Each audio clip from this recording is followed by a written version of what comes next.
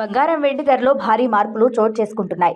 వీటి ధరలు క్రమంగా తగ్గుతున్నాయి. అంతర్జాతీయంగా చోటు చేసుకుంటున్న పరిణామాల నేపథ్యంలో గోల్డ్, సిల్వర్ రేట్లు పడిపోతున్నట్లు నిపుణులు పేర్కొంటున్నారు. అయితే ఈ నెలాఖరు వరకు గోల్డ్ రేట్ మరింత తగ్గే ఛాన్స్ ఉందని అంచనా వేస్తున్నారు. ఇటీవలి కాలంలో స్థిర ఆదాయం సమకూర్చే కమోడిటీ మార్కెట్లపై పలువురు మొగ్గు చూపుతున్నారు. అందులో భాగంగా బంగారం ధరలో మార్పులు వస్తున్నాయని నిపుణులు చెబుతున్నారు. గోల్డ్ రేట్ భారతదేశంలో భారీగా తగ్గిన విషయం తెలిసిందే. ఆదివారం స్థిరంగా కొనసాగుతోంది. అయితే అంతర్జాతీయ మార్కెట్లో గోల్డ్ రేట్ తగ్గింది. ఔన్స్ గోల్డ్ పై $15 తగ్గింది. ప్రస్తుతం ఔన్స్ గోల్డ్ రేట్ $4,197 వద్ద కొనసాగుతుంది. వెండి ధరలు కూడా తగ్గుముఖం పట్టాయి. గడిచిన 3 రోజుల్లో హైదరాబాద్ కిలో వెండిపై 5,100 తగ్గింది. అయితే ఆదివారం వెండి ధర స్థిరంగా కొనసాగుతుంది.